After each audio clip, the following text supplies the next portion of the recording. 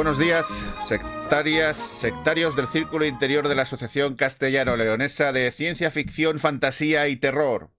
Hoy nos hemos reunido en esta iglesia desconsagrada hace tiempo, sucia, polvorienta.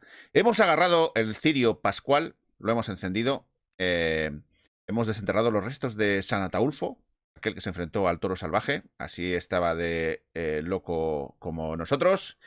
Y este grupo de cilconitas se dispone a hablar de un tema que nos va a presentar nuestra presi. Pero antes damos la bienvenida a una invitada especial, nada más y nada menos que la presidenta de la Asociación Española de Fantasía, Ciencia Ficción y Terror, Blanca Rodríguez. Hola, buenos días, Blanca. Pues nada, bien hallada. Gracias por unirte. Me alegro mucho de que me hayáis invitado y espero que me lo voy a pasar muy bien. Eso esperamos nosotros también.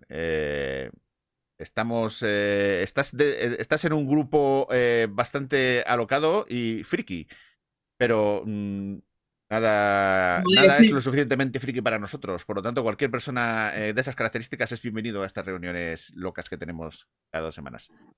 Lo dicho, gracias por unirte a nosotros.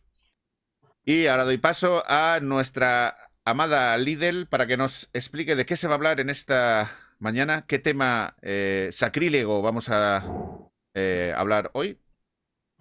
Yolanda, adelante. Bueno, pues buenos días, gracias a todos por venir a esta tertulia, no sé, ya van unas cuantas.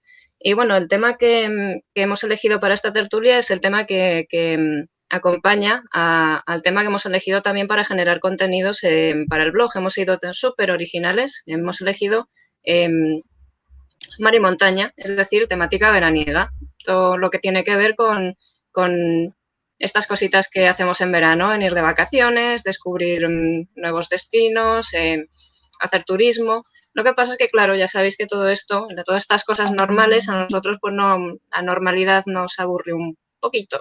Nosotros no somos muy normales.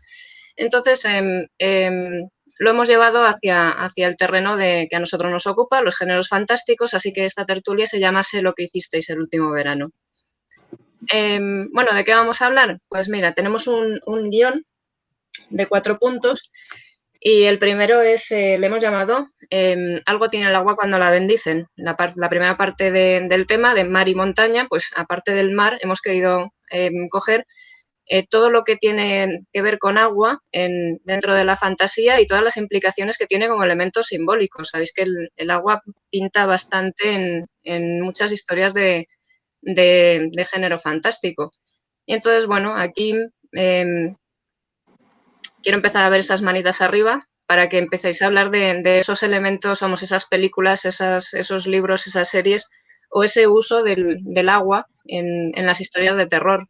Yo por mi parte,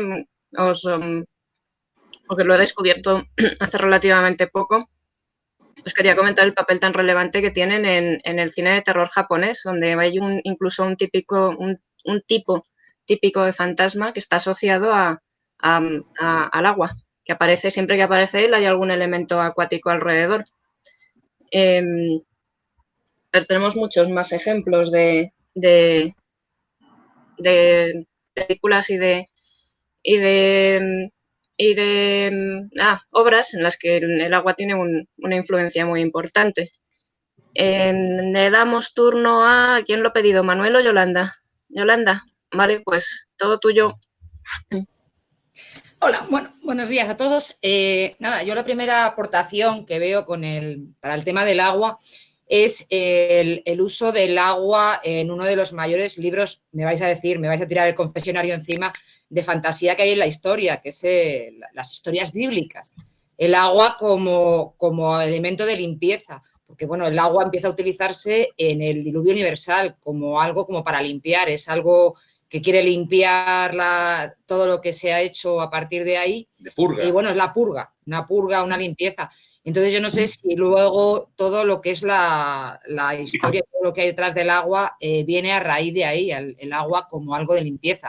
El bautismo también, en la pila y demás. Y yo, bueno, pues por ahí quería empezar. No sé cómo lo veis. No sé si estoy muteada.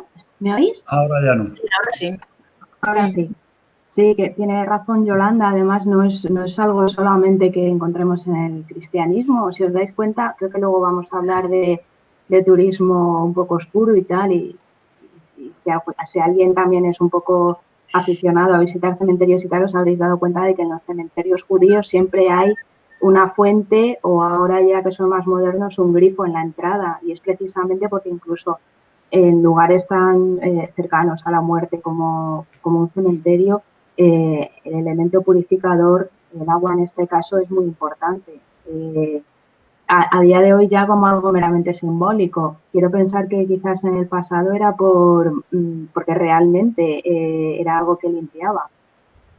No lo sé, pero vamos, es algo que sí que es cierto, que lo encontramos en la Biblia, lo encontramos en tradiciones judías, en prácticamente todas.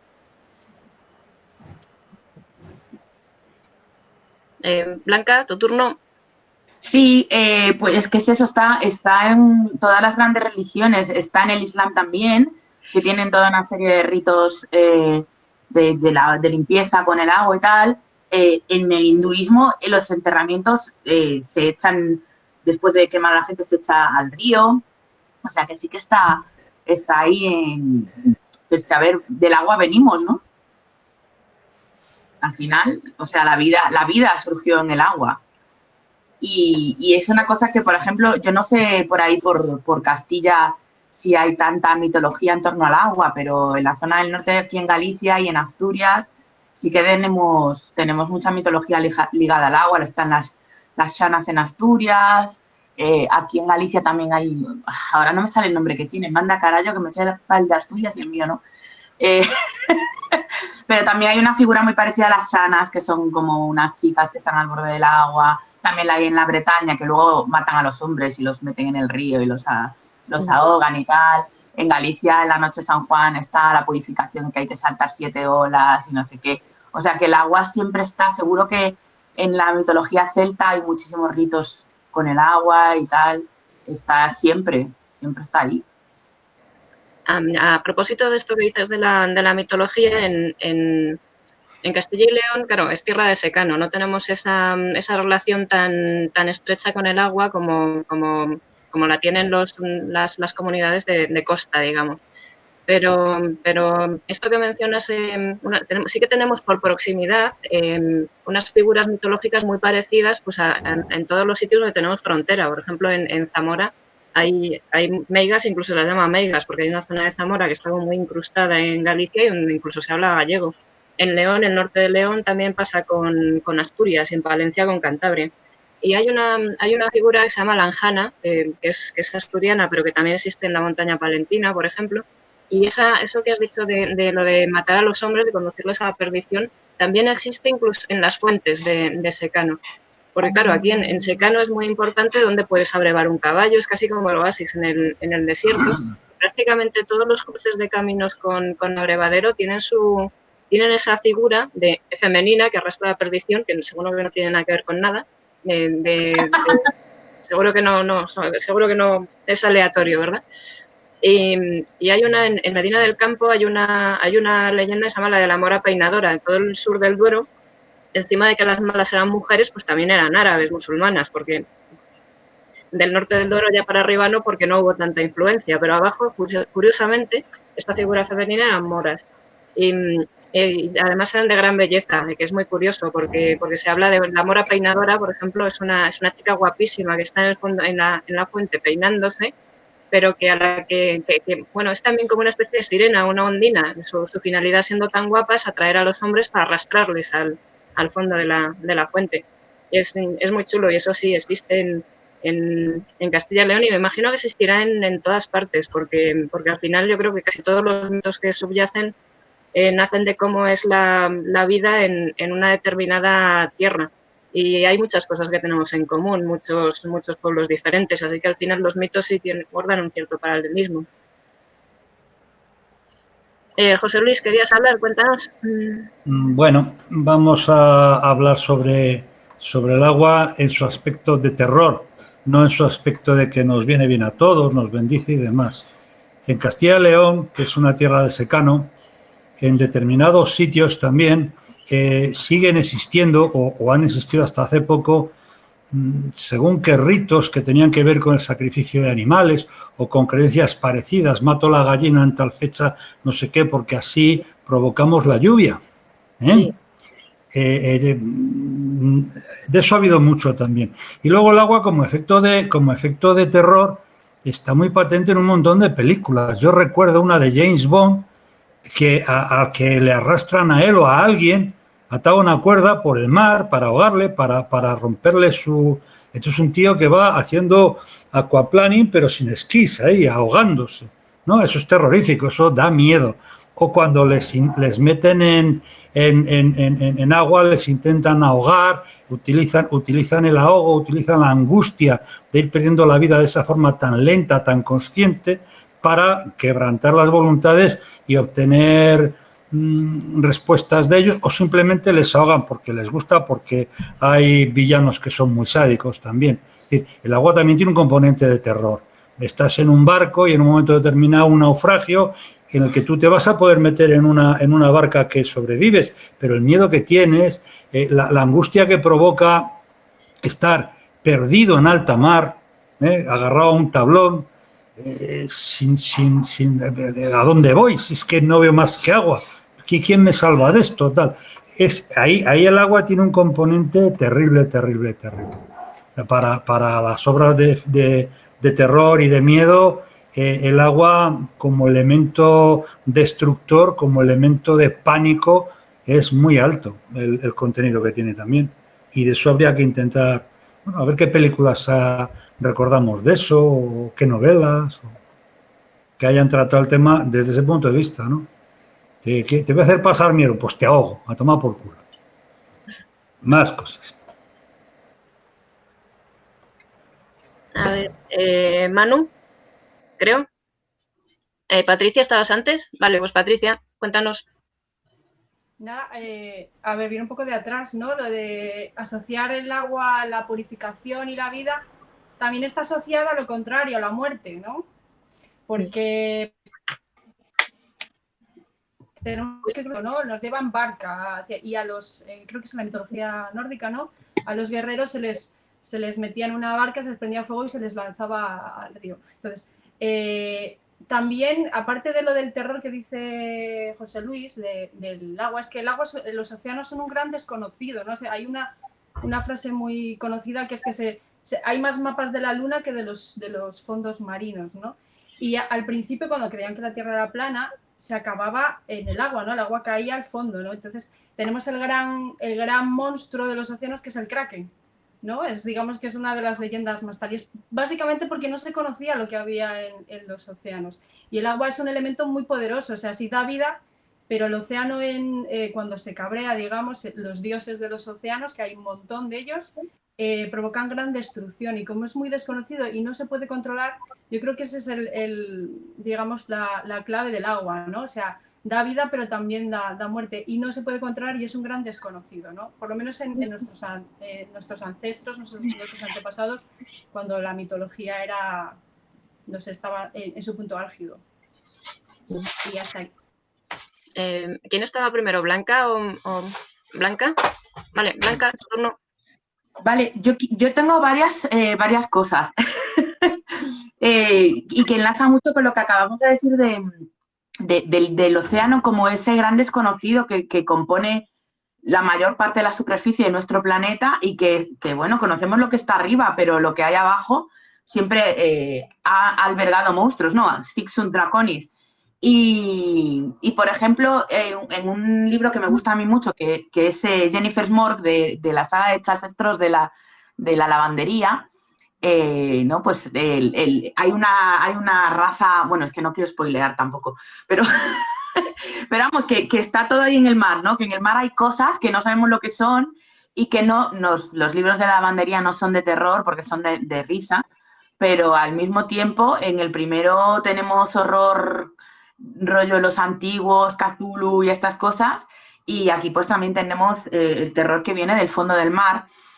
Lo que me recuerda a una de las primeras películas que yo fui al cine a ver con amiguitos, en plan ya soy mayor, que fue La Grieta.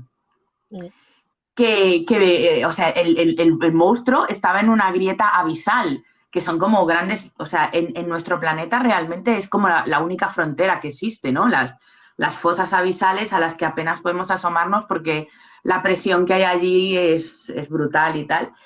Y una peli que me encanta a mí mucho, de ciencia ficción, que es Abyss. A mí me encanta esa película, la he visto ya varias veces y me gusta mucho porque todo el tiempo es como súper angustioso, pero al final no, ¿sabes? Y es eso, juega un poco con la inmensidad del mar y con que al fin y al cabo no es nuestro elemento, ¿sabes? Tú en el mar estás completamente vendido porque no puedes respirar bajo el mar, no te desplazas nada rápido, no hay a dónde huir y lo que comentaba José Luis, ¿no? Que sí que a mucha gente le causa mucha angustia y hay algunos que somos medio peces y que nos gusta estar en el mar, pero hay mucha gente que le tiene fobia al mar, que le tiene miedo al agua, que no le gusta meterse donde cubre, que no le gusta meterse donde hay algas porque no veo lo que hay, lo que me puede salir de las algas, ¿no? ¿De qué te va a salir? Pues una merluza, hijo mío, ¿sabes? O sea, tampoco... Pero pese a que hoy en día sabemos que realmente el mar no alberga monstruos, porque hay 4 cosas que te pueden matar en el mar, realmente tampoco... Sí, pero bueno, no monstruos en el sentido de monstruos, sabemos lo que hay, vamos. Y los que hay están muy por abajo, no van a venir a la playa de Benidorm a matarte. pero sigue dando miedo, ¿no? Y yo que he buceado muchos años, ese momento en el que tú estás buceando y de repente ves esos rayos de sol que parece que suben de las profundidades, aunque en realidad están bajando, y dices, ahora es cuando viene el tiburón y me come.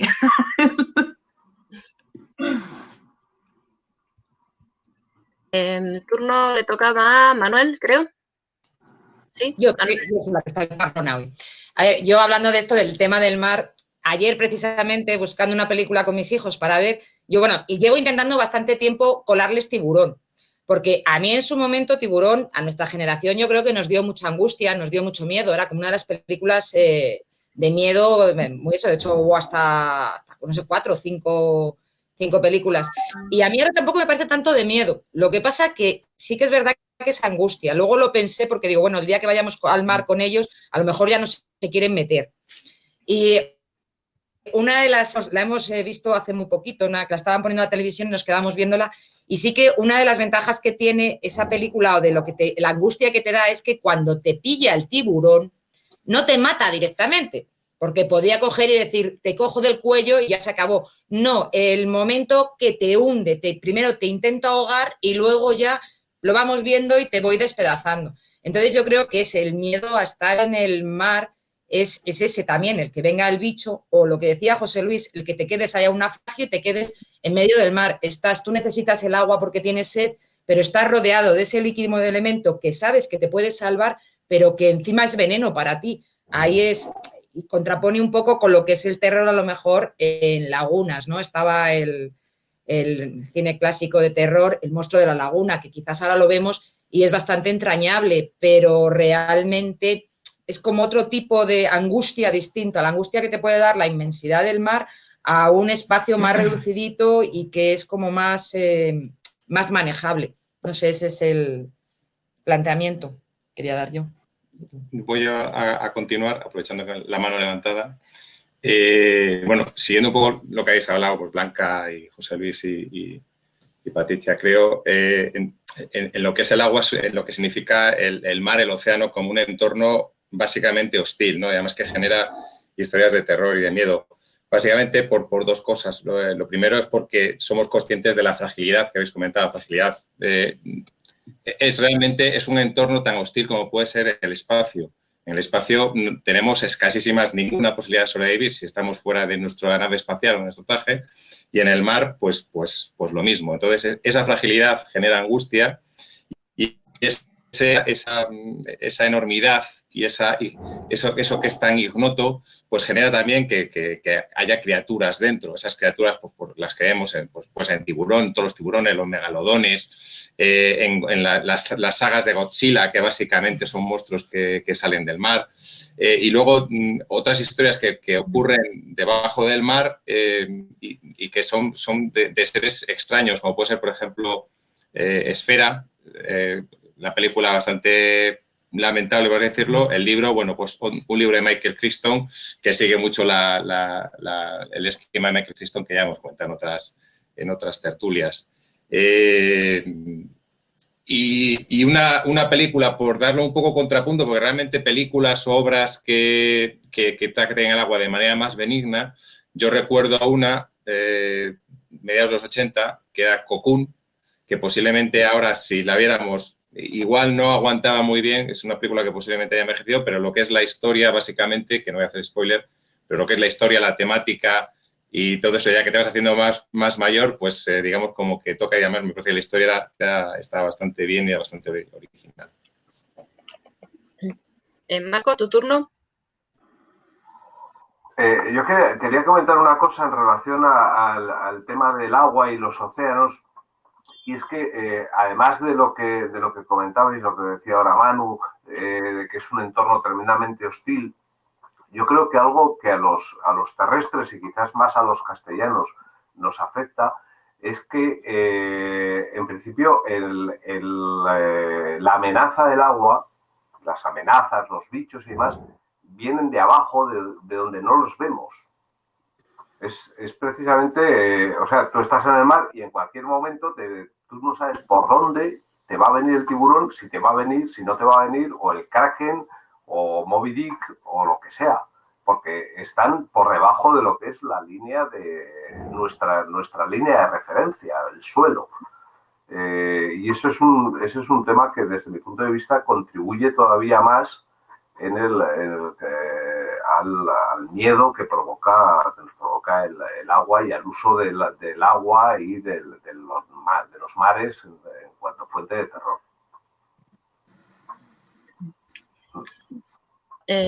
¿Alguna manita más?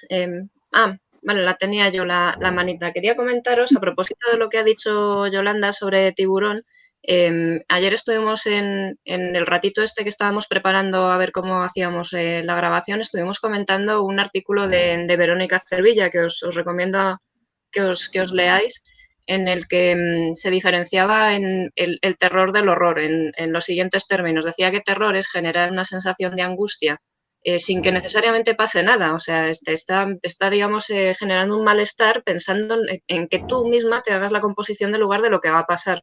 Y, sin embargo, el horror era ya el impacto que te causa pues lo que ya ha sucedido. O sea, con el pasmo que te quedas, pues, por ejemplo, cuando ves una escena dantesca, que se suele decir.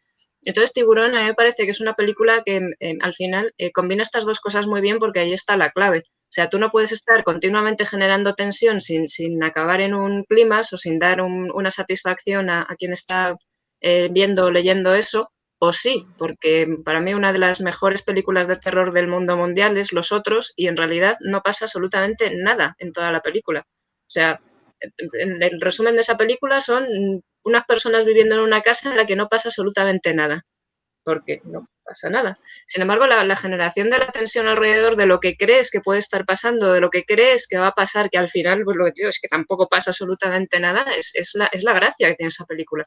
Entonces es una película que no satisface lo que tú esperas que suceda, pero te deja muy satisfecho en el fondo. Y Tiburón es una de estas películas que comentábamos, yo creo que juega muy bien con las dos cosas, con generarte tensión, generarte inquietud y al final, digamos, darte de lo tuyo por tu sitio. Y creo que ahí está una buena película o un buen libro en su caso, en combinar estas dos cosas muy bien. ¿Queréis comentar alguna cosilla más de agua o pasamos a montaña? ¿Patricia? Sí, lo estábamos diciendo por el chat, no solo hay monstruos en el agua, también hay monstruos buenos, hay señoras del agua que te dan espadas poderosas y sirenas que acaban un poco mal, pero que vamos, que son buenas. O sea, y bueno, y tenemos un superhéroe que es Aquaman, que vive en agua, bueno, no en la Atlántida, que son personas normales, hay malos y buenos, pero vamos, que no solo hay cosas malas en el agua, y a veces los monstruos no son los monstruos del agua, sino los que están fuera, como creo que fue La Forma del Agua, creo que habéis puesto por ahí por el chat, ¿no? Pues ya podemos pasar a la montaña. Bueno, pues pasamos a la montaña, porque ya sabéis que hay gente pues que es muy de playa y gente que es muy de montaña, y aquí pues tenemos que hacer mención obligada a estos maravillosos campamentos de verano, a estas acampadas de adolescentes. Yo esta semana he estado viendo bastantes películas en Amazon, supuestamente como revisiones de este slasher adolescente, y la verdad es que me dan todavía más penica que las originales, que ya es dar pena, pero son divertidísimas. No sé qué tienen, que enganchan muchísimo ver esas películas. Creo que tiene un poco que ver con lo que decía Gemma en su día, de que son villanos, bueno, mini villanos, no llegan ni a rango de villanos, son gente tan idiotas que te caen tan mal que dices, ostras, que te pasas bien según se los van cargando. Dices, por tonto, ¿sabes? Acumulan tal cantidad de tópicos. Y bueno, con esto, pues ir pidiendo turno de palabra para contar esas películas tan bonitas, que seguro que tenéis un montón, sobre todo en nuestra infancia y adolescencia, porque fue el boom de los slasher adolescentes. Estaba primero, creo que Yolanda y Manuel, ¿sí? Vale, bueno, como nexo de unión, la película por excelencia que puede unir playa, agua y montaña es Viernes 13. Viernes 13, ese maravilloso campamento de Crystal Lake que tiene su lago al lado, y al final ahí, bueno, pues eso, casquería. Yo creo que aquí es todo horror, casi todo horror, más que terror, esa casquería que hay, y una de las cosas, esos campamentos que estábamos hablando, ¿no? Los campamentos. Además, estos campamentos tipo americano, que están todos tienen su lago, todos tienen su plataforma, que bueno, pues, y es esa. Yo Viernes 13 creo que para mí es la unión de las dos cosas. Y luego, bueno, luego ya en cuanto a montaña, yo por ejemplo hay una película que yo he oído hablar un poco de todo, cada uno de eso, que fue La Bruja de Blair, ¿no? La Bruja de Blair, a mí, yo la vi, nosotros la vimos ya tarde, la vimos en el cine tarde, ya casi no había espectadores, y a mí la verdad que me gustó bastante y me impactó bastante. Salí como muy metida porque no había gente en el cine. Sin embargo, bueno, pues sí que hemos oído gente que fue a verla, le pareció un poco truño. También es verdad que la sala llena de gente, los típicos graciositos que voy a pasar miedo, pero para que no se vea que estoy un poco acojonadito, pues hago el chiste fácil y demás. Pero a mí, por ejemplo, La Bruja de Blair en ese sentido me gustó mucho, me llamó mucho la atención. Y también fue, pues eso, porque yo creo que también estábamos 4 personas en el cine y no sé, me dejó meterme en la película, cosa que ahora cuando vas al cine también hay muchas veces que no te permiten la gente que va al cine a comentar las películas. Y esas son las que yo de momento aporto. Yo añadiría simplemente, bueno, aparte de George, buscaban a George, que se había perdido en La Bruja de Blair. Yo diría que gran parte no es montaña, pero un entorno muy campestre, ¿no? Muy de bosque lleno de abetos, que es en el que transcurre el tipo de historia de La Bruja de Blair. Yo diría que muchas de las historias de Stephen King ocurren en pequeñas poblaciones que están muy rodeadas es muy fácil imaginarse ese tipo de entorno, ¿no? Entonces yo simplemente pues mencionar, además típica libro que te lees en un verano, que es Cementerio de Animales. Bueno, pues a mí me marcó pues a nivel de literatura juvenil, uno de mis favoritos de Stephen King. Y bueno, ocurre en ese entorno lleno de bosques impenetrables, en el cual pues básicamente te preguntas cómo es posible que esta gente no se pierda todos los días. Vale, Blanca. Pues mira, es que me enlazo ahí perfectamente, porque yo estaba pensando en 2 novelas de Stephen King que se llevaron al cine, que son El Resplandor, que no es que esta gente esté de vacaciones, está trabajando, pero está en una montaña, en un lugar de vacaciones. Y por supuesto, It, que es como el verano de pesadilla por excelencia, ¿sabes? Que es como convertir esa maravilla que son los veranos de la infancia, de la adolescencia, con tus amigos, a lo Mowgli, que te vas por la mañana de casa y vuelves cuando ya es de noche y andas por ahí, nadie te controla y tal. Vale, pues coges eso y lo conviertes en la peor pesadilla que te puedas imaginar, literalmente, además. O sea, en tus peores miedos, tus peores terrores. Y yo creo que es como la peli de terror de vacaciones, pero, o sea, la historia de terror de vacaciones por excelencia. Y además yo la leí, pues eso, con 17 años o así. Madre mía, estuve un mes sin dormir. O sea, porque además yo estaba pasando el verano en la casa de la aldea de mis abuelos, Y cuando volvía por la noche, precisamente nos reuníamos alrededor de la fuente, los chavales del pueblo, y volví a casa que eran, yo que sé, 300 metros, pues esos 300 metros, vamos, eran de puro terror, desde la fuente hasta mi casa, que yo veía que me iba a salir Pennywise de detrás de cualquier árbol, ¿sabes? O sea, era una cosa horrible. Y sí, ¿no? Ese entorno de los Barrens y del esas como sumideros que van a dar a los Barrens y por dónde se meten ellos y todo eso, a mí me parece terrorífico, ¿sabes? Es como convertir el mejor momento de tu vida, que es el verano de la adolescencia, en no sé, yo es que soy muy fan de King, me gusta mucho. José Luis, creo que tenías la mano levantada, pero ahora no la veo, no tienes turno, entonces Marco. Yo citar una película que me pareció original, es relativamente reciente y yo la he visto, no la vi en el cine, pero sí la he visto hace poco en plataformas, que es La cabaña en el bosque. No sé si la habéis visto. Me encantó el giro que hace al final de una, no sé, pasa de terror a ciencia ficción. Me pareció muy interesante. Y además, como mueren todos al final, es de puta madre. Lo tiene todo. Patricia. Es que yo iba a mencionar la que acaba de mencionar Marco, porque si hay un elemento de la montaña de terror son las cabañas, ¿vale? En las, digamos, el terror, sobre todo americano, tenemos las cabañas y la América profunda. O sea, es como tal. Entonces, hay un montón de películas, sobre todo de asesinos en serie, ya sea La matanza de Texas, o yo alguna me acuerdo de que es Kilómetro 666, ¿no? Que van por la carretera, se encuentran gente como extraña, ¿no? Y de la América profunda, que luego se dedican a cazarles, y luego la cabaña, y hay uno que es Posesión Infernal, que está en una cabaña, se desarrolla solo en una cabaña, por falta de presupuesto, evidentemente, pero es eso, es como la cabaña, estar aislados, un entorno amplio donde la próxima civilización, así un poco conocida, está a tomar por saco, y un montón de gente, como diría José Luis, encerrada en un sitio pequeño y pasan cosas. ¿Bea?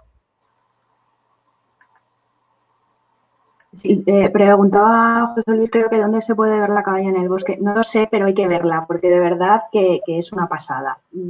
Seguro que está en alguna plataforma por ahí. A mí me gusta muchísimo. Y luego, saltando ya del cine a los libros, quería mencionar La montaña mágica de Thomas Mann, que, a ver, jolines, este señor es un premio Nobel, un autor reputadísimo, tal, no sé qué, del principio del siglo XX, la novela, y con toda la naturalidad del mundo introduce el elemento paranormal en una novela que de las 800 o 1000 páginas que tiene es hacia el final cuando aparecen, por ejemplo, los espíritus, los fantasmas y tal. Y además es un pedazo de libro sobre vacaciones, pero vacaciones de la gente de Pastuqui, de estas vacaciones que te pueden durar 1, 2, 3, 4 o años enteros, no meses. Y quería recomendarla también, aunque eso sí, necesitáis unas buenas vacaciones para leerla, porque ya digo que son 8 de 1000 y pico páginas. Pero bueno, a mí me gustó mucho, y luego además hay una peli que le hace guiños, no es ni muchísimo menos una adaptación, ni muchísimo menos, pero es La cura del bienestar, que le hace muchísimos guiños a esta novela. La peli yo no me atrevo a decir que sea buena, es del director de Piratas del Caribe, que ahora no recuerdo el nombre. Pero de verdad, si os gustan estas goticadas de misterio con doctores chiflados y tal, creo que os puede gustar. Se llama, ya os digo, La cura del bienestar, también transcurre en una montaña, no es un sanatorio, es una especie de balneario para ricachones, y es muy interesante. ¿Alguien más tiene manita? ¿No? Pues yo os quería recomendar en una película que no es que en todas estas películas de las que hemos hablado, digamos, el elemento naturaleza es un elemento hostil, pero de manera pasiva. Y una película que a mí me encanta, porque me pareció en su momento súper original, que presenta la naturaleza como hostil, pero de manera activa, fue El Incidente. A mí es una de las películas que es más criticada de Shyamalan, pero a mí esa película me encanta, porque realmente te plantea algo bastante inquietante, que es la madre naturaleza en fin, nosotros somos unos bichos que estamos en el planeta. Nosotros para la madre naturaleza no somos nadie. O sea, no nos castiga ni hace nada por... Si no sabe ni que estamos aquí. Y si un día desaparecemos, se la soplará ampliamente. Pero a mí la idea de que el elemento vegetal, de que la naturaleza reaccionara activamente en contra de nosotros, me pareció súper inquietante y súper interesante.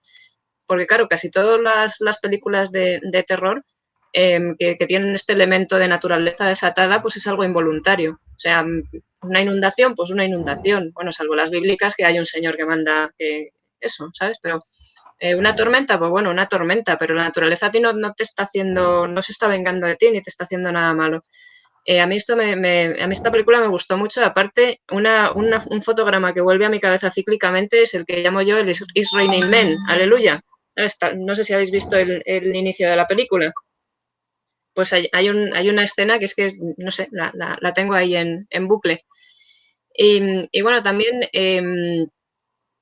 esto es otra de las cosillas que me gustaría destacar de esto, es que el agroterror o el ecoterror, llamarlo como queráis, es algo que creo que no está lo suficientemente desarrollado. Parece que siempre que pensamos en qué nos puede hacer el planeta, pensamos en desastres naturales o pensamos en criaturas, en monstruos o en que nos vayan a atacar, pero no pensamos realmente en esta posibilidad que se deja ver en esta película, que es que una revolución real de además plantas, unos bichos que no sabemos interpretar, porque no sabemos los códigos. Las plantas tienen códigos de comunicación, los tienen, pero nosotros que no sabemos interpretarlos. Nos pasa con muchísimas especies animales. Nosotros sabemos interpretar los gestos y la manera de comportarse de los animalitos que ponen caritas, los que se parecen a nosotros, los perritos, los gatitos, los periquitos, pero ya cuando tienes que comunicarte o empatizar con un salmón, pues no, porque no sabes los códigos de comunicación de los salmones, no sabes lo que tienes que hacer, supongo que será rebozarse o no sé lo que... Pues esto cada vez se va complicando más según vamos hablando de especies con las que tenemos menos cosas en común. Entonces, tal vez porque yo me muevo mucho en el medio rural y en el medio agrícola, pues esto es una cosa que me interesa porque, claro, yo, por ejemplo, cuando visito una finca de viñedo, yo sí que veo cómo se encuentra esa planta. No sé si me explico. Y la gente que tiene sus jardincitos y tal también hacen sus diagnósticos y saben cómo están sus planticas. Entonces, bueno, pues escritores que escribís, ahí os lo dejo, terror vegetal. Está sin explotar y hay además plantas con unos nombres tan maravillosos como Inmortal Monstruosa. Ahí os lo dejo. Turno, ¿quién había pedido? Manuel. Bueno, dos apuntes simplemente. El tema de que hemos hablamos con el tema del agua, las profundidades marinas, las simas abismales y demás.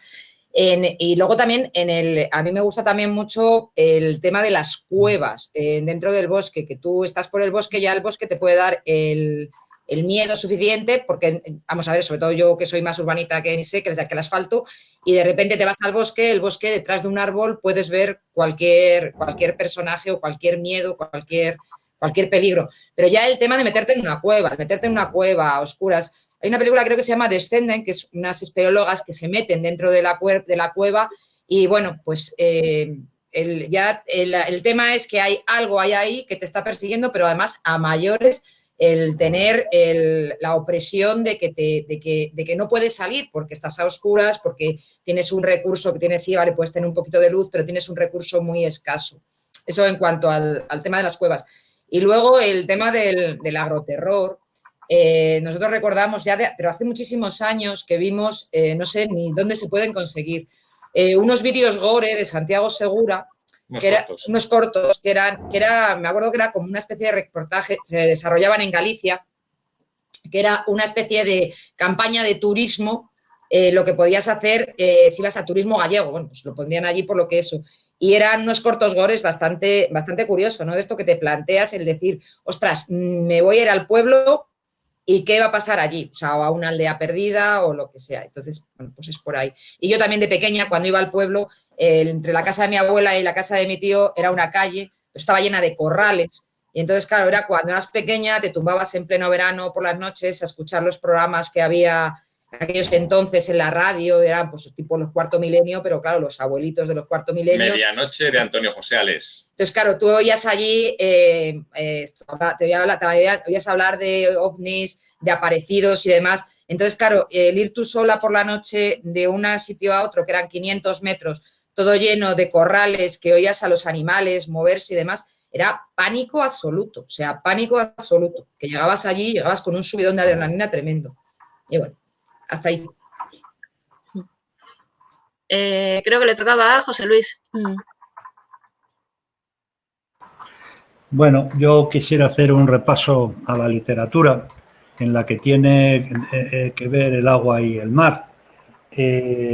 Por ejemplo, hay un libro que es Enemigo mío, que supongo que conoceréis todos la peli. En el libro, en la peli no tanto, pero en el libro sí que tiene bastante relevancia el hecho de estar en un planeta que es seco y solo tiene que montañas y tal, ¿no? Las montañas sirven para que después de pasar una montaña u otra, vayan sucediendo cosas. Son como retos que hay que cumplir. Otra gente que utilizaba mucho el mar y la montaña para crear sus historias, además unas historias especialmente preciosas, bonitas, era Jack Vance. Tiene una serie de novelas en las que funcionan, bueno, pues planetas acuáticos con grandes nenúfares y grandes cosas y cómo solucionan la vida en esos planetas, o bien planetas que están llenos de montañas que también hay que ir pasando y sobrepasando cosas por el estilo. Y la primera de todas que yo recuerdo, aunque la tengo muy olvidada, es Las montañas de la locura, de Lovecraft. Eso creo que la Cervilla estaría de acuerdo que ahí, en ese relato, están los dos tipos de pánico, ¿no? El terror y el horror juntos. Es una novela o un relato de terror puro, vamos. Y ahí hay de todo, está la montaña y el agua, porque las montañas son las de la Antártida, que son de agua. No se me ocurren más novelas ni más literatura de géneros que tengan que ver con eso, pero en general casi todas las fantasías están muy ligadas a lo que hay detrás de las montañas o así. Y luego, a nivel de cine, la serie de Star Trek ha estado muchas veces, a mí me gusta hablar mucho de Star Trek, que lo sepáis, ha estado muchas veces enseñándonos los futuros posibles, bueno, pues esos famosos centros un tanto ñoños de recreación, ¿no? Donde va la gente de las naves a una tierra en la que hay, pues eso, un lugar veraniego con agua, idílico y la madre que lo parió, cosas de estas raras también, ¿no? O sea, la ciencia ficción también ha tratado de alguna manera las vacaciones en montaña, en mar o en sitios determinados y ha tratado de darles una interpretación sin mucho éxito, la verdad. Yo prefiero las montañas y el agua como terror que no como futuribles. Parece que son muy anodinas en el futuro. No, que haya bichos y monstruos, que es lo bonito. Ya está. Blanca. Que me desilencie. Y que me mate. No, ya está todo bien. Pues que cuando has hablado ahora de Yolanda, de Yolanda Gusa, no la otra Yolanda, del tema de la madre naturaleza y de tal, me he acordado de Clorofilia de Cristina Jurado, que no es terror, pero sí es inquietante, porque no sabes de dónde sale esa tormenta, qué le pasa a Kirmen, qué están haciendo con él, y también hay que reivindicar un poquito el tema patrio, digo yo. Y es eso, y sobre todo, además, en la segunda edición incorpora un relato que a mí me gustó muchísimo porque me pareció sorprendente, y no quiero decir más porque la gente pues igual no se lo ha leído, pero sí que Cristina Jurado escribe, ¿cómo se llama esto? Cli-fi, o sea, ciencia ficción climática, y que el elemento ese de cómo los seres humanos afectamos al entorno y cómo a lo mejor el entorno nos la puede devolver, está un poquito ahí en Clorofilia, vamos. Y ya estaría. ¿Tenéis alguna cosita más que comentar de este tema? Pasamos al siguiente punto. Sí, Manuel o Yolanda. Bueno, la montaña que es casi un personaje más, yo diría que en la mayor parte de las obras de fantasía. El Señor de los Anillos, Hobbit, incluso en la saga de Juego de Tronos, algunos de los escenarios pues son montañosos, ¿no? Y yo diría que también en ciertos relatos de terror, pues tipo Drácula, gran parte de todos son castillos siniestros y lugares inaccesibles donde ocurren cosas terribles, pues suelen estar en montaña, ¿no? La montaña es un sitio pues como muy solitario, en el que es un entorno estupendo para que ocurran cosas en las que nadie más va a verlas y las que tú pues vas a sufrir mucho. Entonces, pues se presta mucho a ello.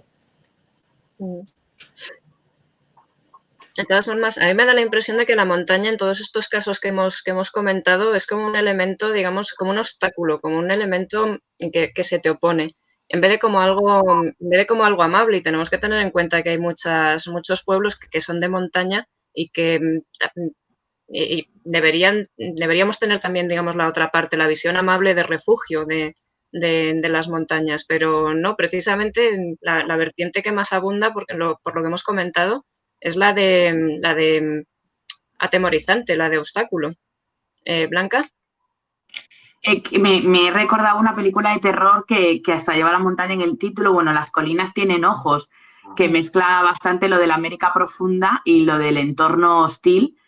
Y me he acordado de una serie que no sé si la habéis visto, que es de animación, que está en Netflix, que es El Príncipe Dragón, y donde la montaña pues es el objetivo, ¿no? A donde tienen que llegar, porque la montaña está el dragón y tal, y toda la pesca, y que me gustó muchísimo esa serie, y es muy bonita realmente.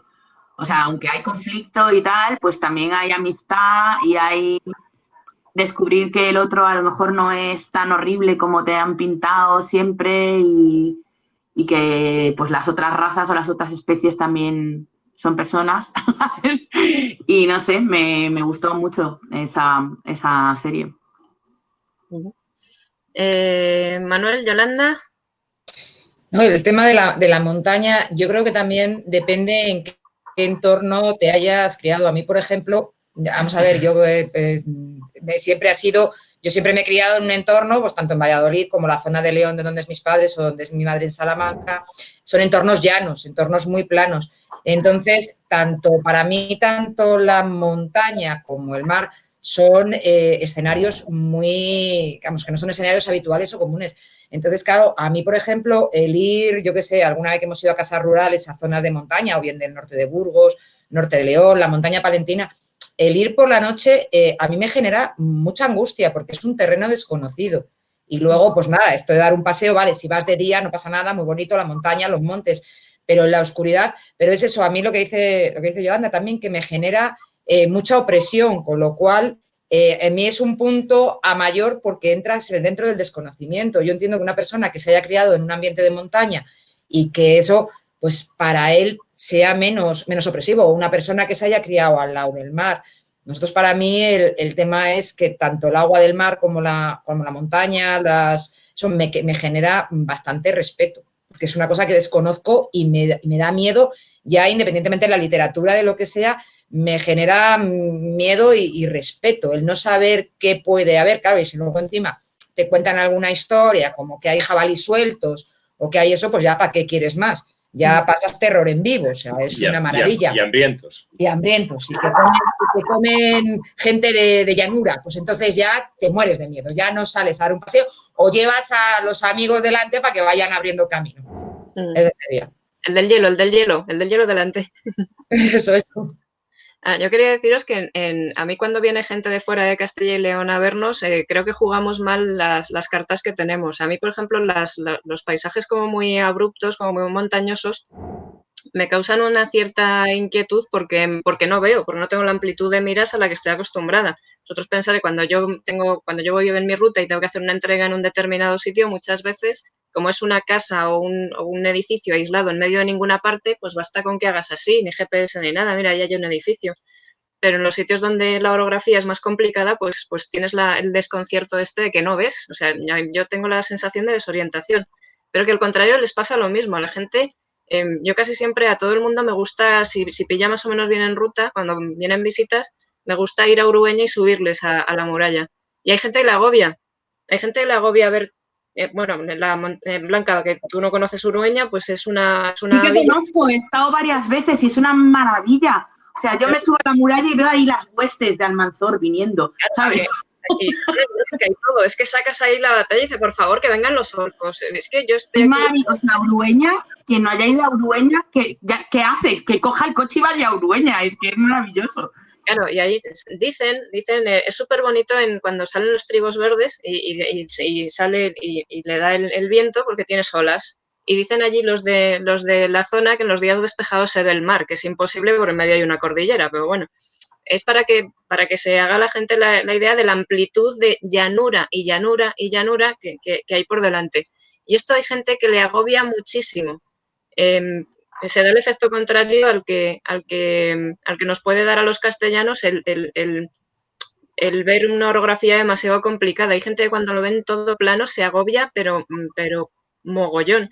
Y incluso los kilómetros de coche y de verdad no hay nada, y de verdad no hay nada, y de verdad no hay nada, hay gente que le agobia, pero no sabéis cuánto.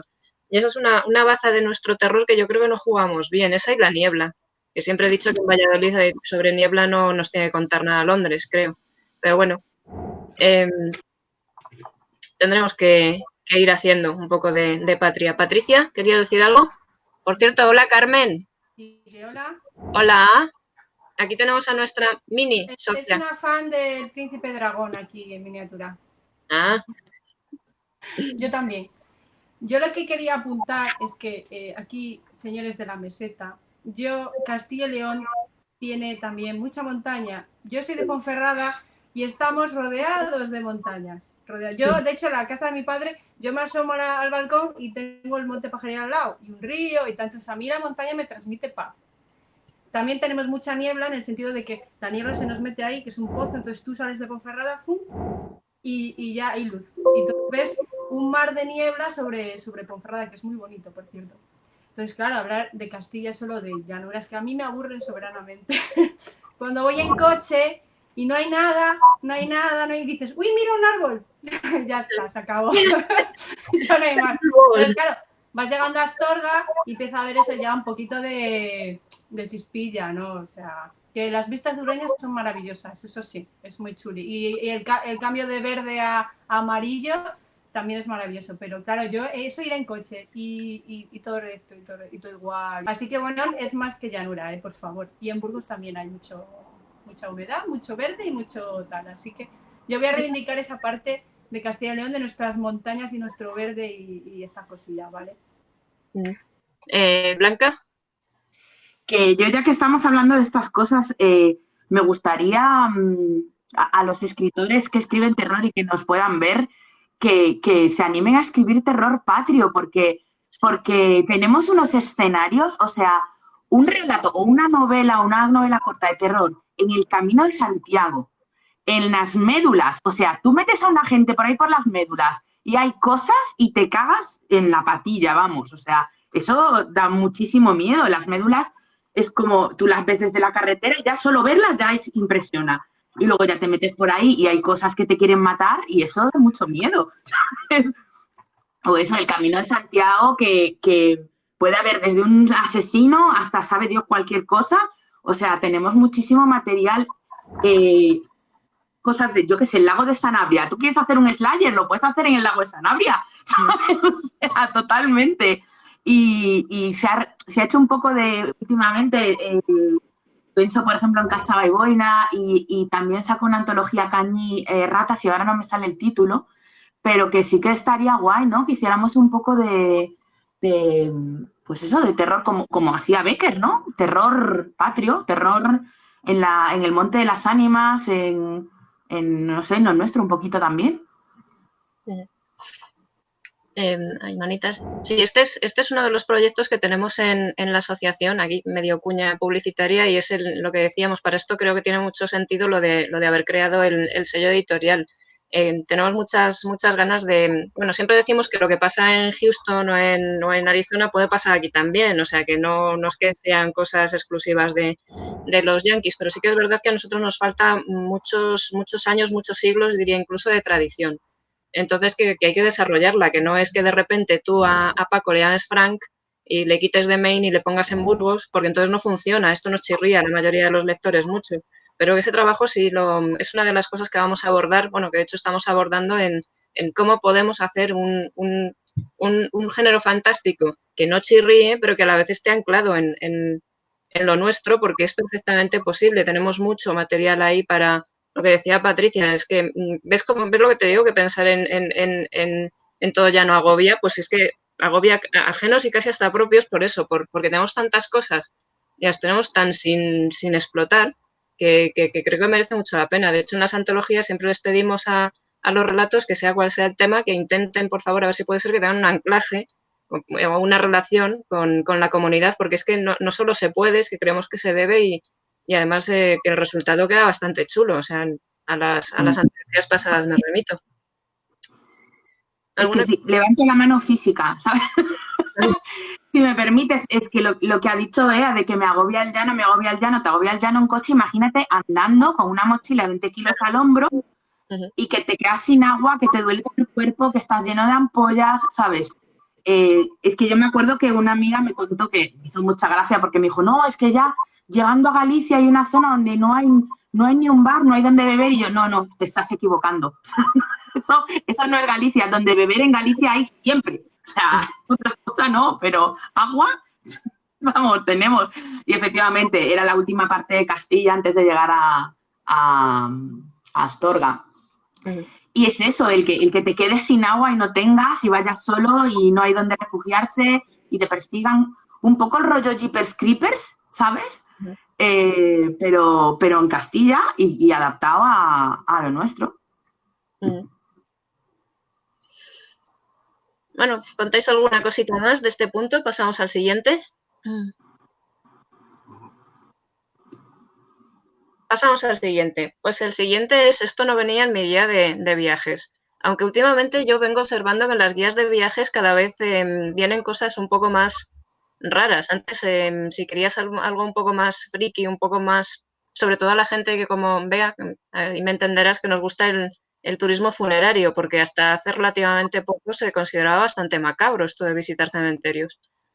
Entonces, bueno, lo hemos llamado esto no viene en mi guía de viajes, pero últimamente ya sí viene en nuestras guías de viajes. Así que ir levantando manitas de lugares curiosos, chulos para visitar. Los de la comunidad les tendremos especialmente en cuenta porque sabéis que en cuanto se recupere un poco la normalidad esta, pues queremos volver a hacer excursiones. Y bueno, pues Manuel y Yolanda, contadnos. No, yo solo, vamos, no es de la comunidad, es ya hace tiempo, vi en Netflix, me parece que estaba, no sé si sigue estando, unos reportajes que me hizo muchísima gracia, se llamaba El Tanatoturista, lo habían traducido en castellano, y era un paisano que se dedicaba a hacer turismo a sitios rarísimos. O sea, podía llegar a ir ay, ¿cómo se llama? Donde tiraron la última... ¿Cómo se llama? Japón, donde cayó la... donde estalló la... A Fukushima. Iban. Y entonces, claro, él iba, se metía dentro, eran viajes organizados, casi todos eran viajes organizados.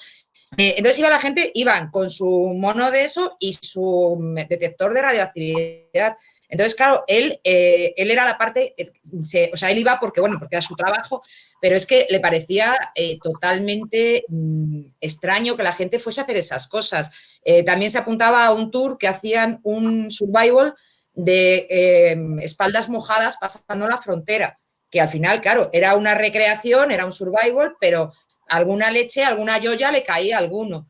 Y también, pues bueno, iban a rituales vudús y a un montón de cosas de estas. Nosotros fuimos antes del Katrina a Nueva Orleans y sí que allí todo el turismo está enfocado al cementerio, que la verdad que son verdaderas maravillas, a temas de vudú. De hecho, tuvimos una reunión con una bruja, una reina del vudú, que bueno, allá allá. Está súper fumada. Estaba muy fumada, nos contó 4 cosas y luego sí que hicimos por la noche, hicimos un tour vampírico.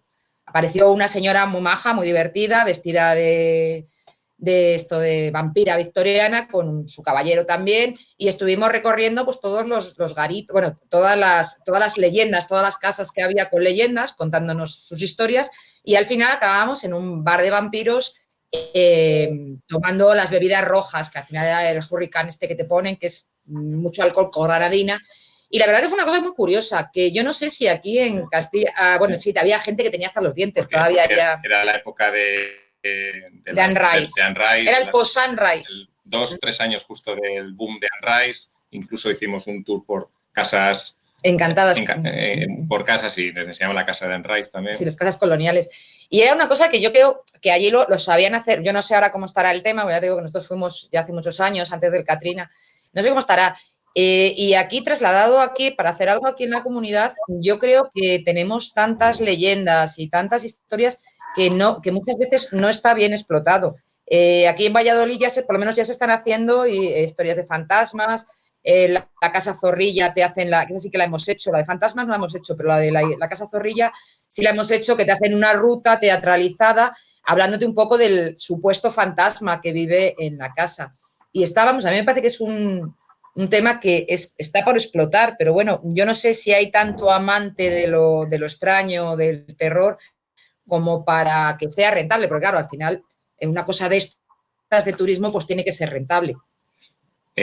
Yo me reconozco ferviente seguidor del tanatoturismo vengativo. Y me explico. Yo cuando he sentido gran ilusión y tremenda emoción cuando he podido visitar pues, el Panteón de París o la Bahía de Westminster y he podido ver que toda esta gente que me ha puteado, todos estos científicos, Lavoisier, Cauchy, pues de estas cosas que he estudiado durante tantos años, pues que están muertos y están ahí. Cabrón, moriste al final y ahí te estoy viendo yo ahora. No me has hecho pasar mal, pero estás muerto. Lo siento. Entonces, bueno, sí que forma parte dentro de que visitas estas cosas, pues te vas mirando a las tumbas a ver, mírale, este está aquí, jodido. Y bueno, una cosa, tanto turismo como otro cualquiera. Y bueno, ya puestos a contar algún sitio más de cosas que pueden mezclar turismo con experiencia friki de miedo, pues en Londres sí que estuvimos en este tipo de caras encantadas o que son como unos espectáculos. Era la London Bridge Experience, que bueno, pues te cuentan, tiene una parte que es que te cuentan la historia de Londres y tiene luego otra parte que es una especie como de casa encantada. Sí, es un túnel del terror. Es un túnel del terror. Pero muy terrorífico. Y entonces, bueno, pues asustar. Yo no pude hacerlo porque cometimos el error de ir con mis hijos. Mis hijos se cagaron en la primera habitación y tuvimos que coger el escape. Ella sí que lo hizo, entonces supongo que ella pasó el miedo que yo no pasé. Y yo creo que nada más, ¿no? No tenemos ninguna otra más experiencia terrorífica que comentar. Bea, creo que tenías levantada la mano hace rato. Sí, me desmuteo. Sí, sobre lo que comentabais del dark tourism, que parece que está un poco de moda y tal. Hombre, yo creo que hay que distinguir entre lo que es ir a hacer turismo a un cementerio, por ejemplo, que puede tener un interés artístico, histórico y tal. A mí personalmente esto de ir a Fukushima o incluso he visto por ahí cosas un poco, me parece que roza ya lo desagradable, incluso un poquillo, no acabo de verle el interés. O lo de esto de ir a Ucrania, donde estaba lo de Chernóbil y todo esto, es que lo siento, pero no le veo el punto. Puede ser muy emocionante y tal, pero no sé, no lo acabo de ver. Lo de los cementerios y tal, pues ya lo habíamos hablado más veces. Yolanda y yo, pues sí que por lo que hemos hablado somos las dos muy, muy fans de visitar cementerios y muchos tienen visitas guiadas. Unas son más en plan, pues eso, más teatralizadas, a lo mejor tienden más a buscar un poco el espectáculo, otras son más rigurosas en el sentido de que buscan más a lo mejor darle un enfoque artístico histórico. Y desde luego lo que no se puede negar es que hay un patrimonio en arquitectura y y en escultura en los cementerios, vamos, yo diría que es tremendo y muchas veces no nos damos cuenta. Sí que creo que esto se gusta mucho y gusta cada vez más y yo pienso que sí que hay un público para ello. Os dais cuenta, por ejemplo, en el cementerio de Highgate de Londres, que yo creo que es de los más famosos y no el más famoso, hay rutas guiadas, hay incluso una asociación, está súper bien organizado, hay muchísimo, aquí en España también, creo que en el de la Almudena también se pueden hacer visitas. En muchos cementerios hay guías muy, muy bien preparados que te las hacen. De cementerios, o sea, no sé, es que creo que todos conocemos los más famosos, pues yo qué sé, el de Venecia, este de Highgate, los de Edimburgo, que seguro que habéis estado en alguno, incluso en Glasgow hay una necrópolis que es espectacular. Debajo del Vaticano hay una necrópolis que se podría visitar, ahora me imagino que con todo esto que ha pasado, no. Y los guías son estupendos y merece muchísimo la pena, es una necrópolis romana. Y luego ya comentar que, bueno, pues por ejemplo, literatura y cementerios, aquí en Castilla y León tenemos una autora que lo mezcla muy bien, que es Victoria Álvarez, en casi todas sus novelas aparece algún cementerio. Vamos, hay mucha gente que en Twitter tiene cuentas que hablan específicamente de este tema, del arte en los cementerios. Y poco más que contar, que luego sí que es cierto que hay algunas rutas de estas que no son solo sobre cementerios, sino que, bueno, pues te hacen una ruta por la ciudad. Yo recuerdo que en Bath no pude ir porque no me coincidían los días, pero hay una que es buenísima, que ha ganado no sé cuántos premios, en la que también es un grupo de teatro. Te van contando un poco de cómo se fue gestando Frankenstein durante la estancia de los Shelley allí en Bath. Aunque luego creo que la terminó de escribir en Londres y parece, bueno, ya sabéis que la empezó en Suiza, pero el grueso de la novela se escribió allí en Bath. Y esta tengo muchísimas ganas de hacerla ahora por las circunstancias, pues me parece que no voy a viajar y me voy a quedar con las ganas, pero también es muy, muy interesante. Y aquí en Salamanca no sé si hay alguna, ojalá lo hubiera, yo lo desconozco.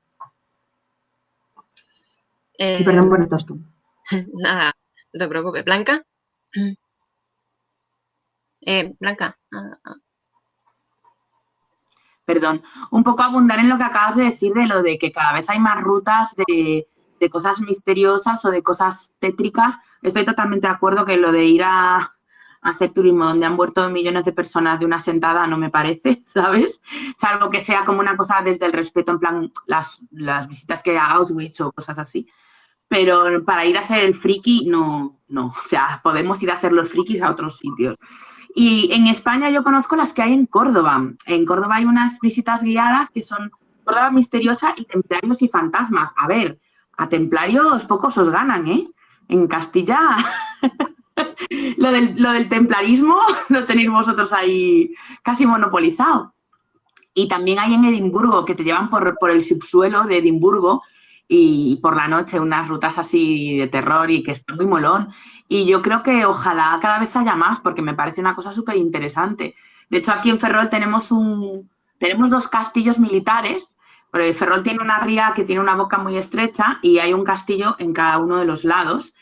Y antiguamente había una cadena de un castillo a otro que cerraba la ría y no podían entrar ningún barco que no se permitiese. Y uno de ellos no se puede ver al público, nada más que lo abren unos días al año para que se pueda ver, que es donde estuvo, por cierto, Queso Tejero. Pero el otro sí que está abierto para visitas siempre y la verdad es que el pobre está en bastantes malas condiciones. Han restaurado una parte, pero el resto que da mucho miedito.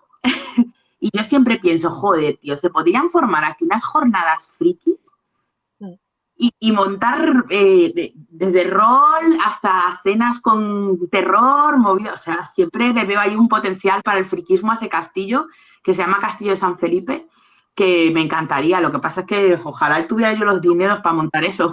No los tengo.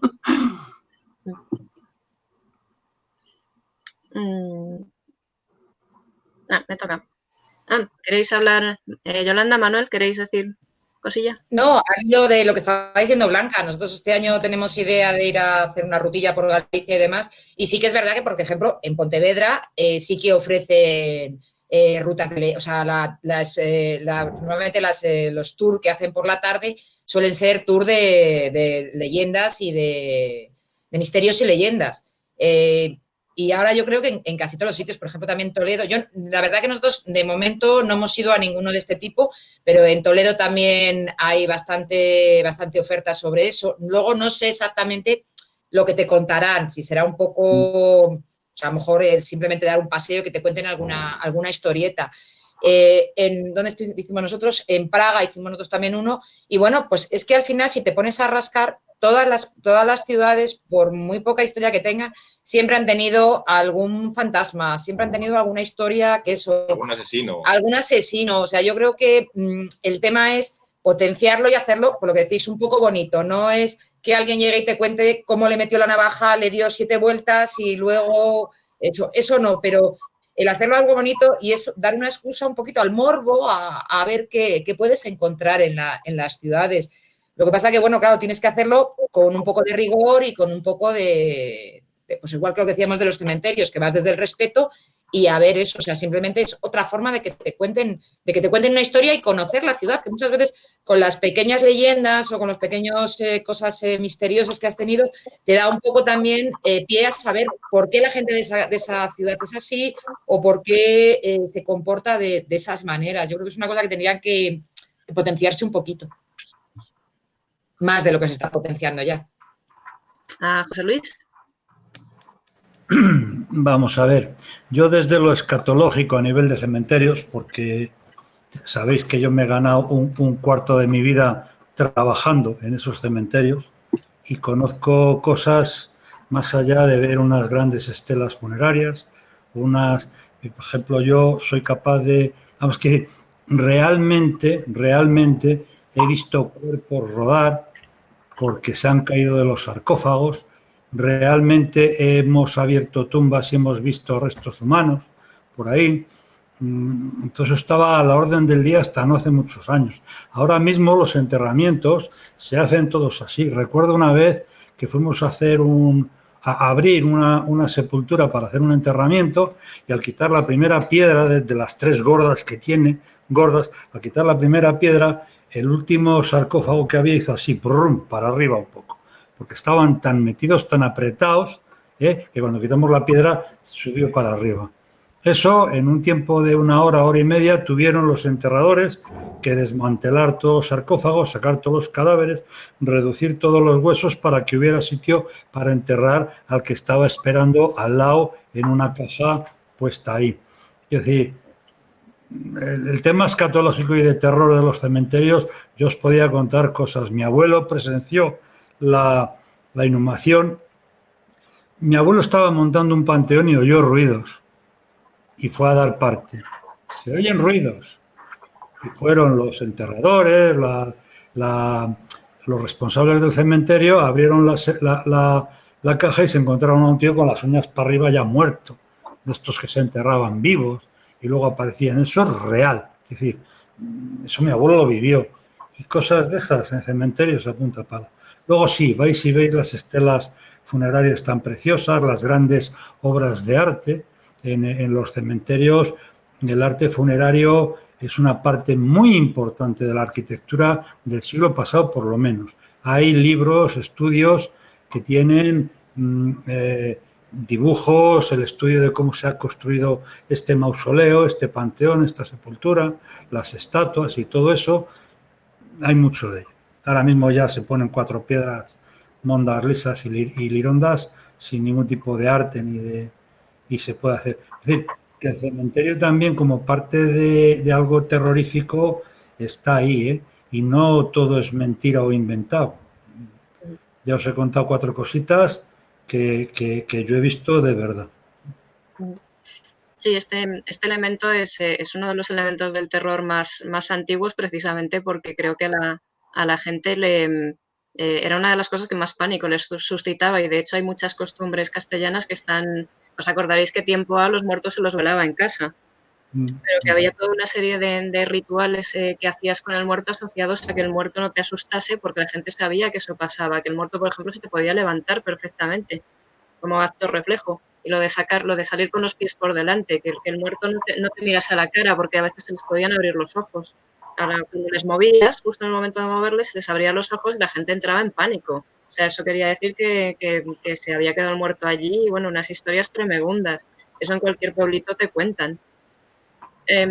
Yo si no tenéis nada más que decir de este tema, solo quería decir que es una buena noticia que cada vez se esté incorporando a las guías de viaje este tipo de material porque esto, los mitos y las leyendas también son sustrato cultural y creo que es una especie como de reconocerlo, porque en este ámbito yo lo que siempre he visto es mucha hipocresía.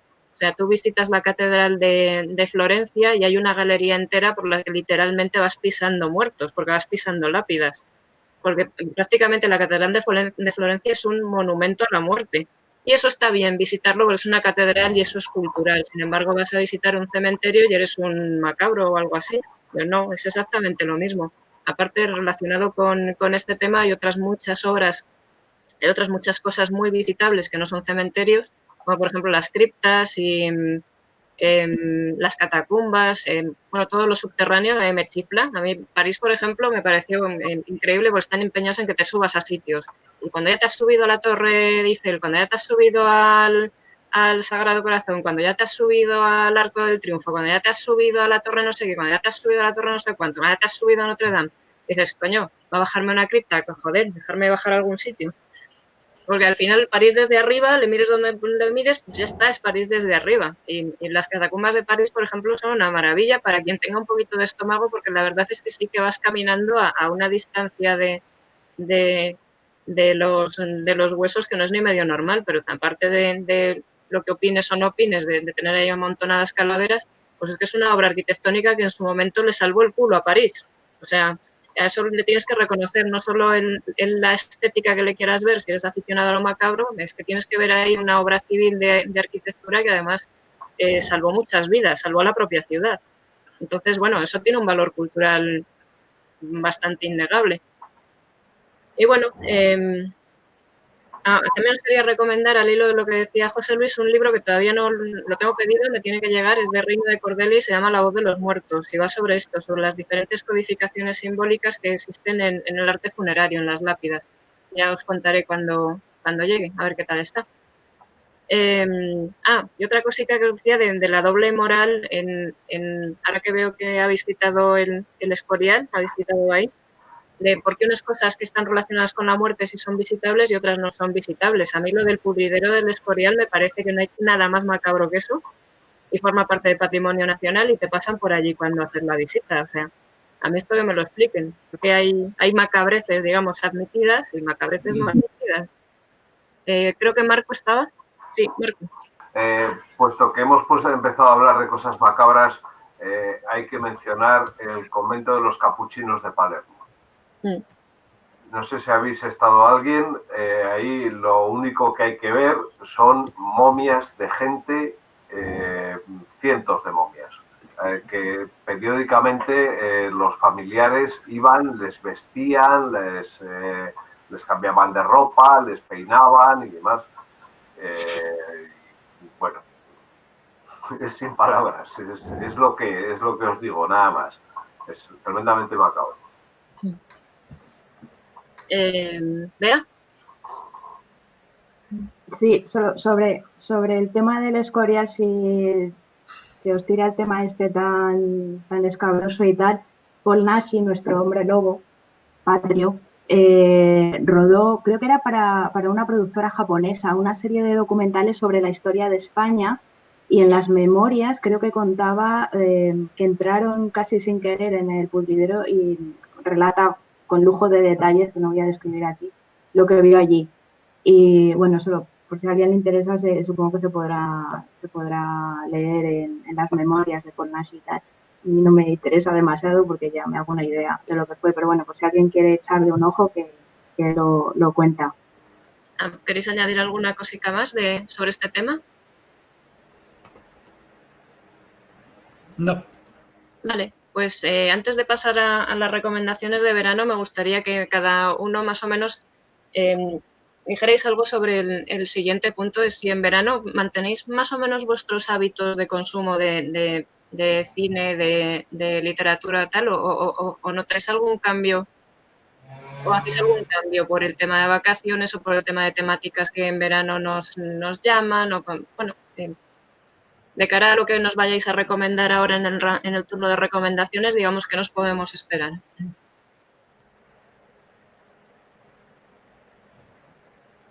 Si no me pedís manita, os hago turno individual a cada uno ya directamente, ¿vale? Y si queréis hacemos los 2 puntos a la vez. Habláis sobre vuestro patrón de cómo es vuestro consumo en verano y ya directamente hacéis las recomendaciones. ¿Os parece? Vale, pues Yolanda y Manuel, que habían pedido el turno. Yo. Vale, en relación al consumo, yo por mi parte no hay una variación. Tal vez como hay un poco más de tiempo esos días que tienes, aunque en realidad pues nosotros días de vacaciones pues nos vamos de viaje y bueno, yo diría que hay muy poca diferencia en lo que es el hábito de consumo. Tal vez un poco más de tiempo para lectura sobre todo. Y en relación a, yo más que recomendaciones, lo que voy a hacer es un canto nostálgico a lo que el verano supone para mí en mi entorno friki, ¿no? Yo el verano lo relaciono con varias cosas. Lo relaciono con libros que he leído en verano que han marcado, aparte de Cementerio de Animales, pues recuerdo también haberme metido de tragullón, por así decirlo, El juego de Ender y La voz de los muertos. En mocedad, lógicamente. Y luego también, para mí el verano, yo lo relaciono con ver películas en un cine de verano al aire libre, donde pude ver Blade Runner por primera vez y luego donde pude ver también Atmósfera Cero, que es una película, pues otra película que no ha aguantado muy bien el tiempo, pero bueno, que en su momento pues me gustó bastante. Vale, y yo pues normalmente en verano casi, aunque tengas más tiempo, pero lo dedico más, por ejemplo, si vamos de vacaciones, a planificar las vacaciones y demás, con lo cual tiempo a la hora de leer o consumir. Sí que, por ejemplo, este verano sí que estamos consumiendo más, aprovechamos que, bueno, que los niños no tienen colegio y pueden irse más tarde para la cama, a ver algo en familia. Hemos estado, por ejemplo, viendo El Ministerio del Tiempo todos juntos, porque las habíamos visto cada uno por su lado y hemos estado, pues, entonces, o películas que sean, intentarles llevar un poquito al género también y verlas todos juntos y, bueno, comentarlas. Luego, en cuanto a lecturas, pues yo ya te digo que ahora en verano ando un poco siempre más pillada. Quizás a lo mejor luego durante las vacaciones puedes leer algo, pero yo normalmente ahora estoy leyendo cosas muy cortitas, de antologías y demás, ratos cortos. Y en cuanto a las recomendaciones, pues no sé, yo también es un poco retrotraerme un poco a la nostalgia, no sé, yo el que no haya leído It se lo recomendaría, pero se lo recomendaría dependiendo, o le recomendaría leer algo dependiendo de en qué entorno estés. A mí, por ejemplo, me lo leí la parte de los Warrens cuando entraban, salían y demás. Yo estaba en el pueblo de mi padre y íbamos a bañarnos al río, a la orilla del río Esla. Entonces, claro, allí metidos entre los arbustos y de repente estar leyendo que entran, salen, que viene un bicho, que hay una araña, que eso, la verdad que era una lectura bastante inmersiva, ¿no? Entonces, bueno, pues supongo, o también leí Las montañas de la locura, también estando en el pueblo, por ejemplo, y también estaba en una zona un poco más montañosa, eso. Pero bueno, intentar buscar una lectura que sea acorde al sitio donde estás. Es que nada, pues que te puedas empapar un poquito de ese ambiente. Y eso sería. Vale, voy a ir por orden un poco de como os tengo en pantalla, para no dispersarme. No mováis la pantalla, por favor. Patricia. Vale, pues mi hábito veraniego, pues antes de tener hijos aprovechaba para leer un montón, pero ahora mismo lo que estoy haciendo es campaña fantástica, entonces estoy poniendo todos mis clásicos de la infancia y he empezado por Dentro del laberinto. Así que sí. Así que voy ahí, porque yo tengo una experiencia muy graciosa con Lope viendo E.T. Claro, tenía 3 años, ¿no? Entonces le daba miedo a E.T. y tengo un vídeo grabado para la posteridad, que es cuando sale E.T. se tapa los ojos y le digo, ya está, ya no está, y vuelvo a mirar y hace, uff, ya ha pasado. Y lo llamaba dinosaurio, que es un poco feo, parece un dinosaurio. Entonces, a mí me encanta volver a ver todas las pelis de mi infancia icónicas a través de sus ojos, ¿no? Y hablando de literatura, yo tengo un libro que es icónico para mí del verano porque lo leí en la piscina, que es Frankenstein de Mary Shelley, y además era adolescente, o sea que a mí me marcó mucho ese libro. Si alguien no lo ha leído, por favor que lo lea, o sea, ya. Y voy a tirar un poco por nuestros compis aquí de Castellano, y este es el último que he leído, que es el de Rafa, de Asesinato en los 7 dragones, que me parece una lectura muy veraniega porque es bastante ligera, ¿no? O sea, la narrativa es muy fluida, pero me pareció muy curiosa la mezcla que hace entre el fantástico y la literatura negra, porque hay un asesinato y es como muy Agatha Christie, ¿no? Pero en fantástico, ¿no? Y ha creado una ambientación que a mí me ha llamado mucho la atención y muy entretenida, la verdad. Entonces, bueno, recomiendo eso y vale,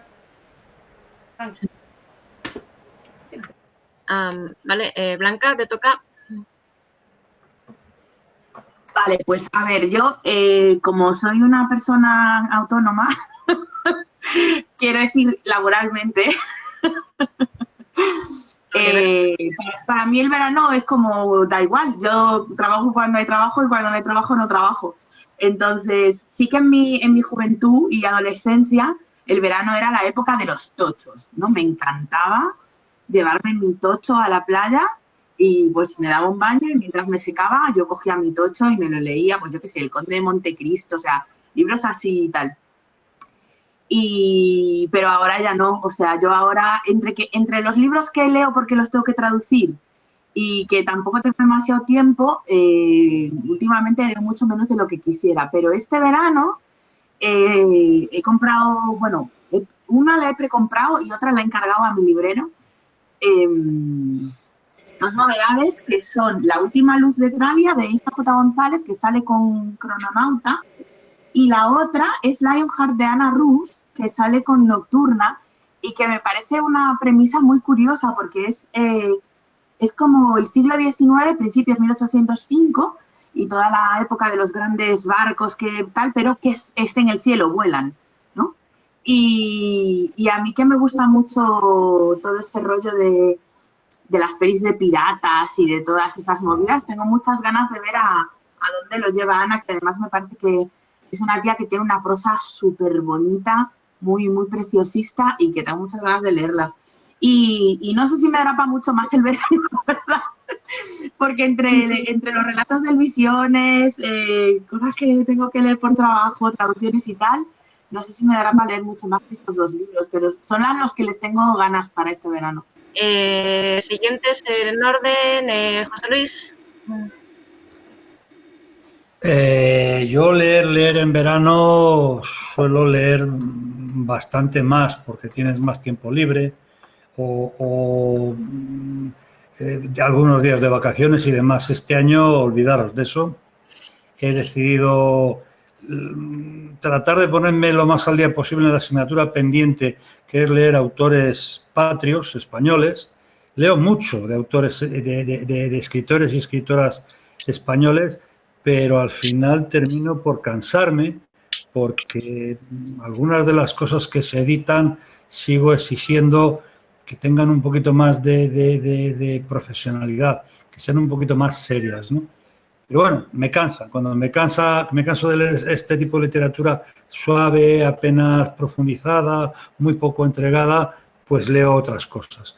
Pero vamos, ahora tengo una selección de libros que me van a encantar seguro, porque estoy hablando de escritores y escritoras nacionales con mucha enjundia, que los hay. El problema de publicar tantísimas cosas es que mucho de lo que se publica pues no termina por satisfacerte.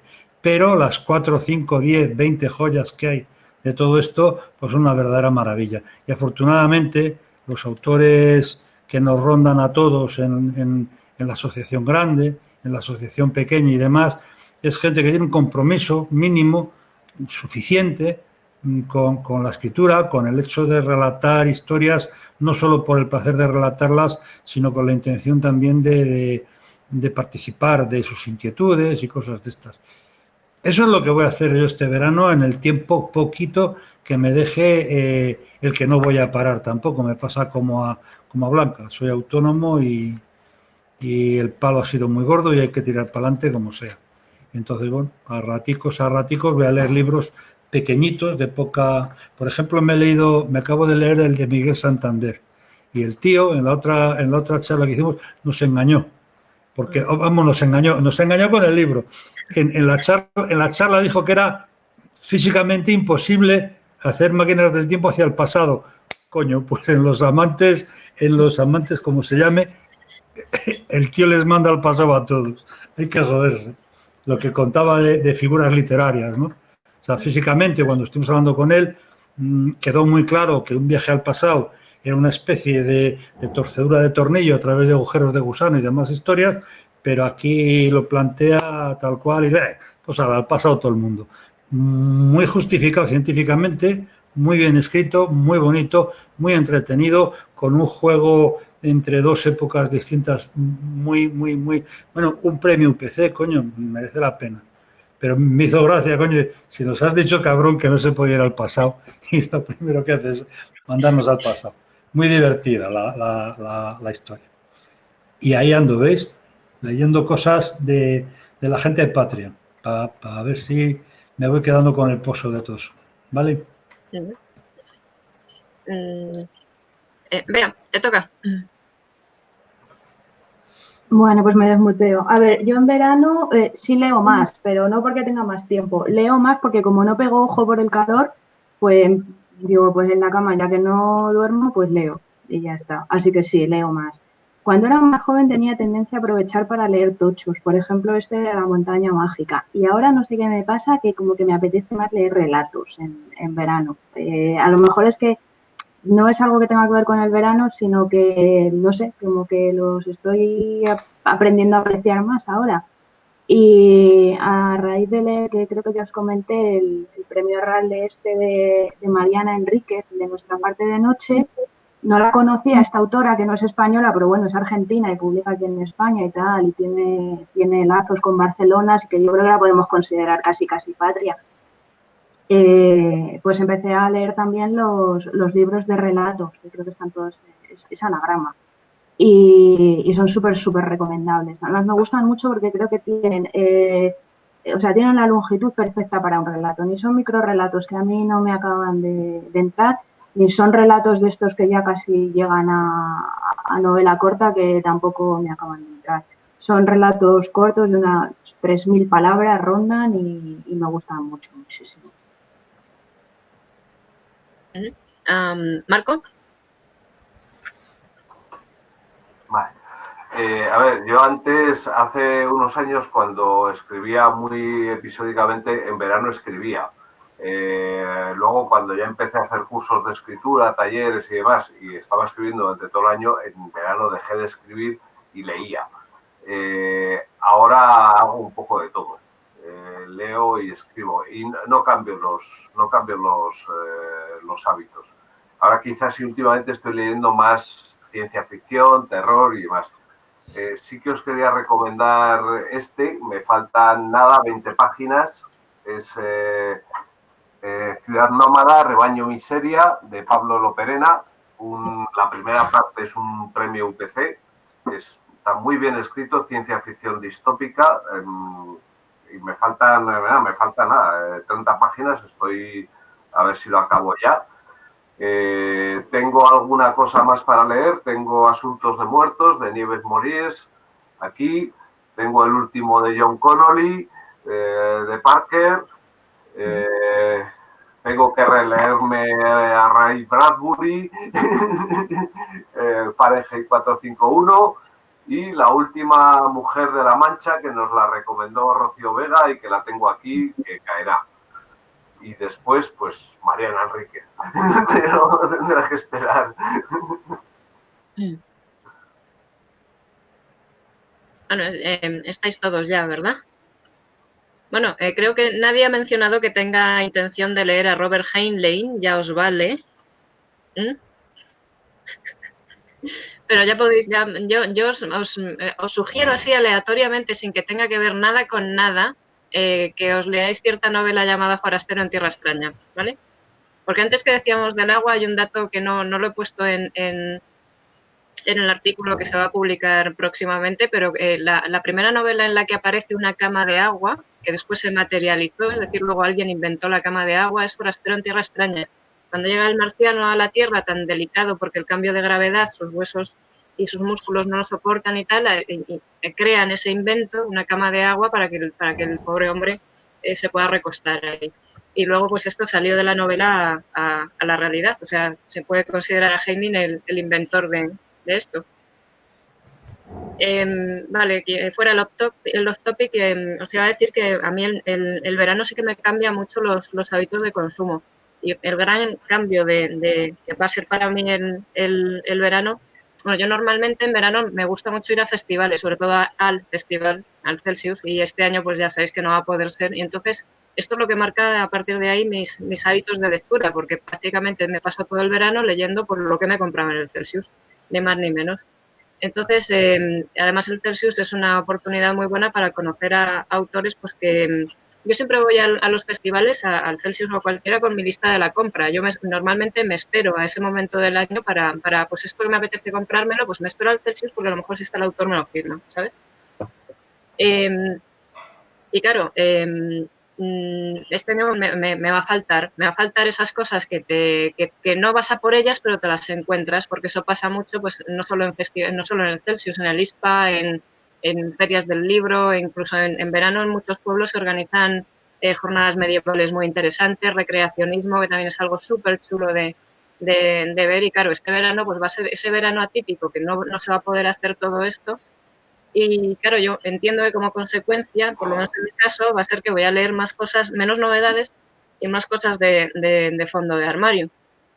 Y también estoy viendo más cine, porque la sensación de calor a mí a veces también me quita un poco como capacidad de concentración para novelas, digamos, que requieran un esfuerzo mayor de concentración, y me pasa como a Bea, que me decanto más por relatos porque desde una sentada a otra no necesitas conservar el hilo temporal ni acordarte de estos tíos porque están aquí cuando se han metido en la cripta y este no había muerto, y cosas así, o sea, me empano mucho. Y quería recomendaros una película. Antes, cuando hemos estado hablando de los slashers, hay en otras tertulias ya os he dicho que a mí hay algo que me encanta, que no es que sea género, pero a mí me encanta cualquier cosa que sea parodia de género, me río muchísimo. Cuando hemos hablado de los slasher, hay una película que de verdad quiero que veáis porque te caes por el suelo de risa. Se llama Tucker y Dale contra el mal. Es una película que básicamente lo que hace es reírse de los tópicos del grupo de adolescentes acampados en la cabaña del bosque. De tal manera que son dos nisios, son dos rednecks que están ahí tan contentos en su cabaña, bebiendo cervezas y viviendo felices, y de repente llegan un grupo de universitarios de la ciudad, y a los universitarios se les mete en la cabeza que esos dos tipos son amenazadores y que les quieren hacer daño, ¿vale? De tal manera que están los adolescentes bañándose en el lago de noche y una de las adolescentes se cae al agua, se da un golpe en la cabeza, y los pobres chavales que están ahí pescando, a la que van a ayudarla, los demás se montan la película de que la han secuestrado y que la quieren matar, ¿vale? Y a partir de ahí, la cadena de inequívocos, de despropósitos y de... Es súper hilarante, o sea, es que no quiero contaros más porque es como todo va desenvolviéndose de una manera que los chavales realmente creen que esos dos tíos son unos psicópatas asesinos, y los dos tíos están todo el rato como diciendo, pero estos gilipollas de qué van, que es buenísima, la tenéis que ver de verdad, porque es que además están tan bien los personajes en los papeles, es de libro. Blanca, creo que quería un turno adicional. Que he cometido un olvido imperdonable como presidenta de la asociación, que es no recomendarle a la gente que se lea los nominados a los Ignotus para poder votar con conocimiento de causa, por favor. No votéis a los amigos, leed los libros, ven las cosas, escuchad los podcasts y votad con información, un voto informado y documentado, que tenemos el verano para hacerlo. Y ya está, era solamente esto. Bueno, ¿queréis alguien añadir alguna cosita más a las recomendaciones? Bueno, pues yo me uno un poco a lo que ha dicho Blanca. leerse los Ignotus, muy importante. Y también te informo que si este año el Ignotus, bueno, te informo, te amenazo, si este año Nils Mories no gana el Ignotus por Asuntos de Muertos, voy a crear un premio Ig Mortus y se lo voy a dar yo. Me lo dices como si yo tuviera algún tipo de control sobre los Ignotus. Ya, pero bueno, En todo caso, lo que tienes que hacer es sobornar a Parera, ¿sabes? Lo tiene claro. Con Juanjo lo tiene claro. Sí, me parece porque que te aseguro que esta presidenta no tiene ningún tipo de relación con nada de los Ignotus. A mí Juanjo me informa siempre de todo y yo siempre digo, lo que vos decidáis, excelencia. Básicamente, esa es mi opinión. Yo tengo muchísimo respeto al señor Parera, que no le podemos dar el Gabriel porque ya lo tiene, pero si no, se lo daríamos otra vez. Bueno, pues si queréis decir alguna cosica más, es el momento. Y si no, pues nos vamos... Ah, Patricia, Andy. Leerse el Calpa 5. Disponible en Lectu. Exacto. De verdad. Perfecto para el verano. ¿Te has acordado ahora que ha dicho Blanca qué malos comerciales somos? Has dicho... Ah. Pues sí, pues he dicho yo. Pues no hablamos de la humildad, no Mm. Vale, pues si no tenéis ninguna cosilla más que algún comentario adicional, pues nada, cerramos. Andamos por concluida la tertulia. Gracias por venir, como siempre. Ha estado Diver, ha estado chulo y bueno, nos vemos en la siguiente. Chao, gente.